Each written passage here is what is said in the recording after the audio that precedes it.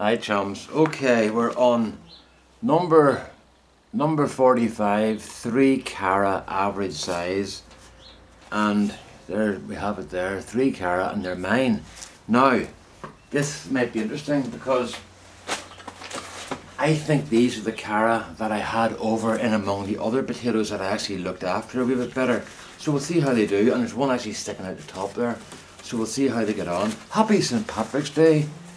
Be Cara and be Jesus and Kate be the Falch and all the rest of it. I don't go to the pub and drink my face off on St. Patrick's Day. I just leave that to everybody else, because sculling pints is not my idea of a good time, you know. Right, so how grumpy here. How grumpy won't celebrate St. Patrick's Day. Hey, what sort of Irishman am I? But I prefer just to stay at home, and you don't get into fights and rows, and you don't see people disgracing themselves, you know. Not everybody does it, but it only takes a couple to spoil the show, you know. Okay, so I'm going to do a whole load of potato reveals today, but I'm going to release them all separately. I'm not going to do 3 at a time, you know.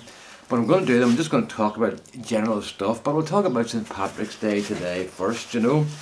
And I'll not talk about St. Patrick's Day, we'll just talk about... I decided to do a reveal on St. Patrick's Day just because I wanted to sort of acknowledge the day and let you see it in a complete sort of bore, you know. Right, so these ones are harder to manoeuvre because they're in a bag.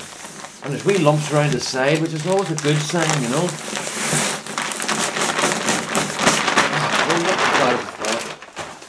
Right. Pigging. Here we, oh, there's one just sitting. Look, see what we're getting. We're getting the eyes starting to come out in them now. You know, that's the far side, and that's okay, right? The eyes start, but that'll not do them any harm at all. Not one bit. No, it's not going to be great.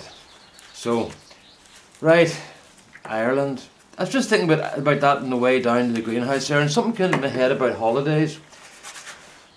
When I was about 18 or 19, I was talking to a couple of friends, and they were talking about where they'd been on their summer holidays, and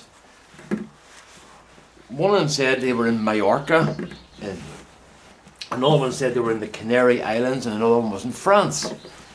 And they said to me, "Where were you?" And I said, I was over at Westport in Louisburg. And I went, where's that? They went, what do you mean, where's that? And they went, well, where is it? We don't know where it is. And I said, it's on the west coast of Ireland, in Connemara. And they went, oh, right. Connemara? And I went, don't even go there. Don't tell me you don't know where Connemara is.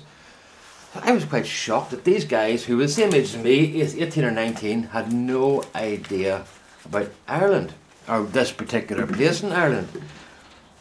So I said to him, look, do you never go for holidays in Ireland, or do you not know what's going on? They went, well, actually no, because our parents always took us to Spain and France and Mallorca and the Canary Islands and stuff, and we never really did Ireland. And I thought to myself, that's really bad, you know.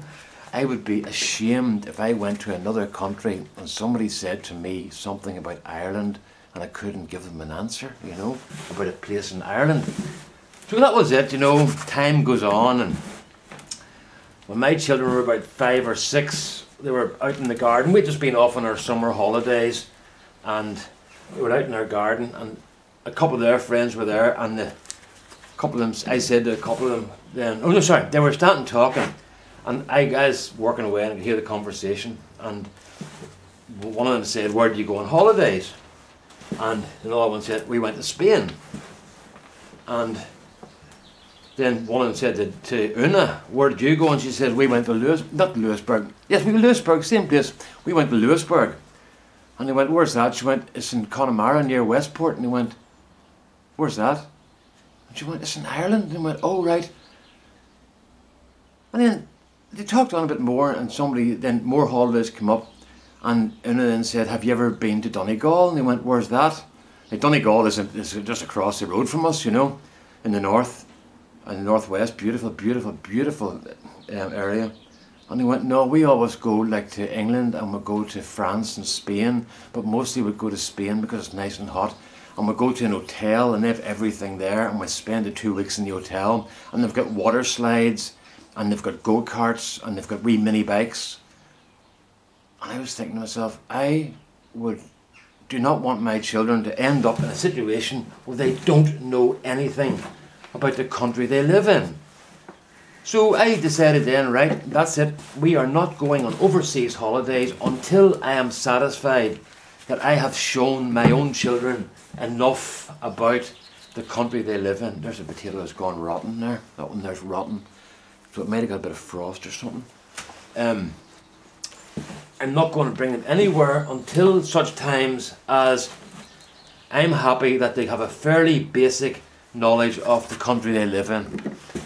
So that's what we did. I went and bought a caravan, and we had been taking wee houses here and there, you know, and I thought if I buy a caravan, we can squeeze in more holidays because we can go wherever we like. And that's what we did. For the next number of years, we spent our time touring in Ireland, and it meant that by the time my children were 14 or 15, they'd been in loads and loads of places all over Ireland, and not just all the scenic stuff, the beautiful Atlantic scenic stuff on the west coast. We did the inland stuff as well, and we showed them famous old cities like Kilkenny and stuff, so they had an idea of their own history as well, you know. And I sort of felt guilty. I felt guilty in a way that their friends were coming home talking about the go-karting and the bicycles, or not the water slides and all that stuff, and my children really didn't get a lot of that. They got huge beaches all to themselves. If you go down the Atlantic seaboard in Ireland, you will have beaches like a mile long to yourself. Now, recently, well not recently, in the last 20 years, surfing has become really big in Ireland because people realise that the Atlantic Ocean is crashing up onto the beaches here all day, every day. And there's great surf in Ireland, so there's a lot of competitions and stuff now, you know. So the beaches have more people on them in terms of surfers. But in terms of going to the beach for a picnic, well, nobody does that really, you know. They just, people go to the beach for a walk and stuff and for a swim, but there are so many beaches that you can get an entire beach to yourself, you know. So our kids were used to that, of going to the beach and having an entire mile-long beach full of pristine sand, all to themselves all day. And then like somebody else would arrive down and you think, hey, get off my beach. This is my beach, you know. And it was absolutely fantastic.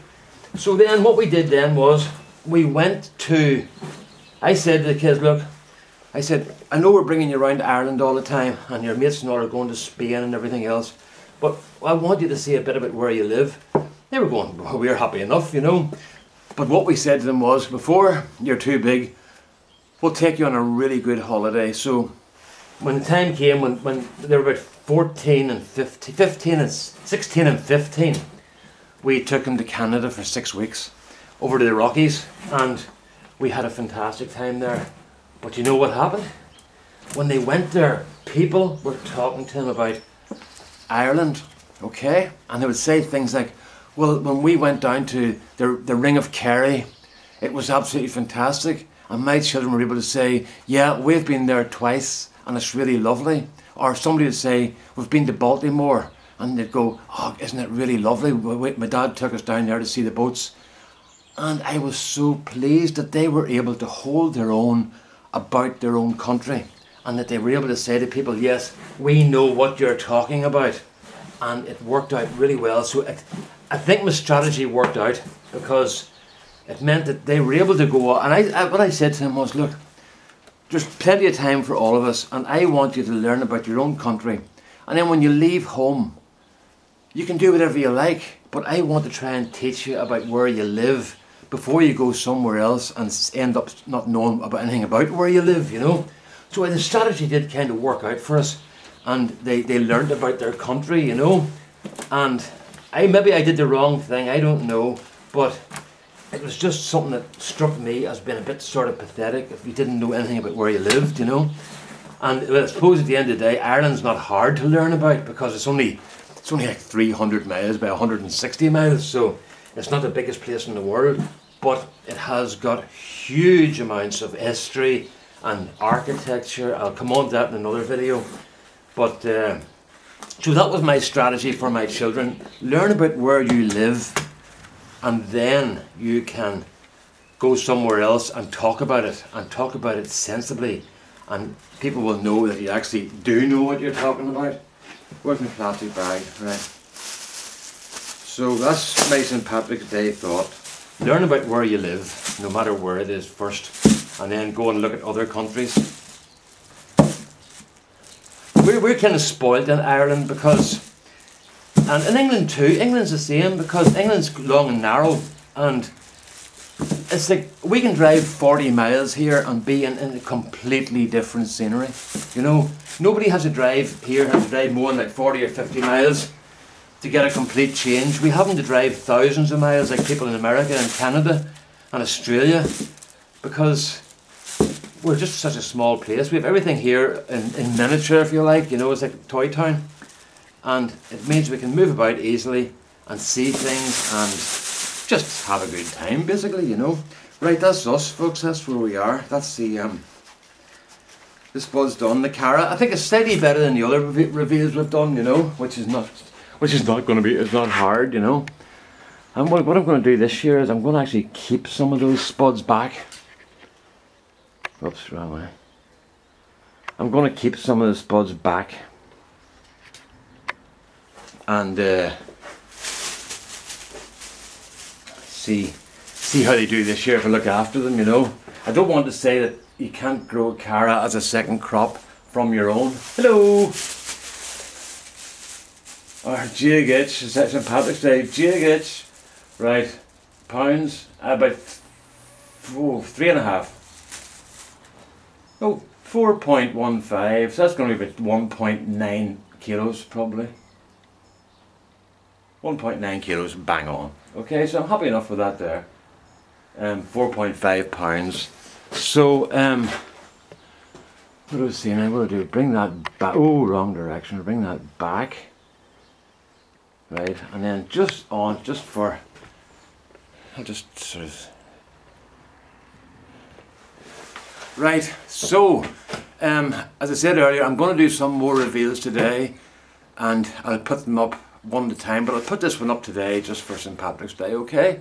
So, all the best, and have a nice St. Patrick's Day, especially Mike and Muriel. Okay, they'll know why I said that. Okay, all the best now. Bye-bye.